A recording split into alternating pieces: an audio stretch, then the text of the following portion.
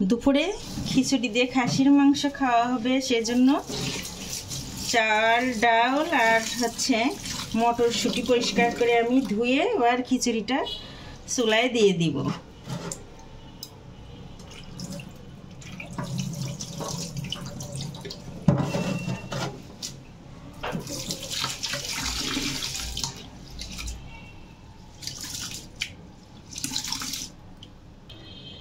এই যে পরিষ্কার করে ধোয়া হয়ে গেছে।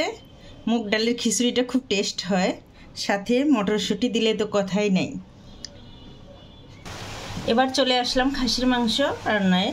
দিয়ে দিলাম লবণ, দিয়ে দিলাম জিরা বাটা, দিয়ে দিলাম 1 চামচ আদা রসুন বাটা, গরম মশলা, দিয়ে দিলাম অনেকটাই পেঁয়াজ, হলুদ পরিমাপ মতো।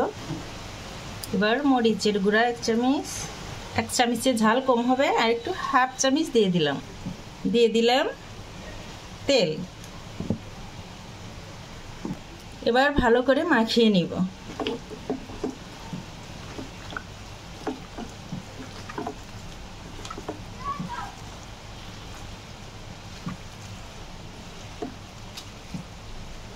খাসির মাংসগুলো বেশ বড় বড়, এই যে আমি ছোট করে আর টুকরো করব না, এই বড় বড়গুলোকে রান্না করব। এই যে মাখানো শেষ, অর্ধেক রান্না মাখানোতেই হয়ে যায়। এই যে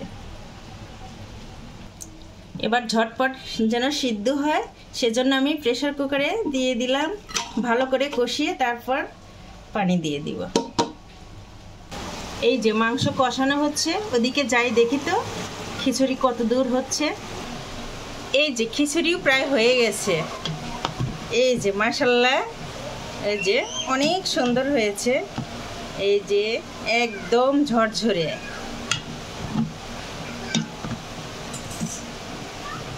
আহ, মজাদার। এই যে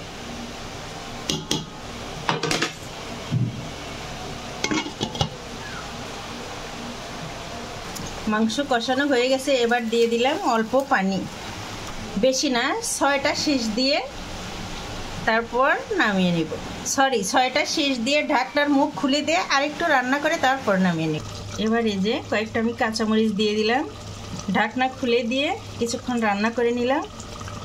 এখন একটু পর, এখানে আবার 2-1 মিনিট পরে নামিয়ে ফেলব। এই তো হয়ে গেছে কষা কষা খাসির মাংস। এবার নামিয়ে ফেলব। দেখুন এই যে কতটা লোভনীয় হয়েছে, একদম মাখো মাখো। এই যে বাস।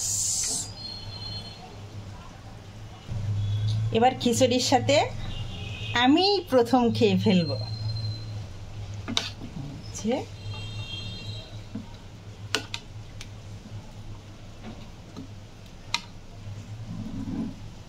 এই যে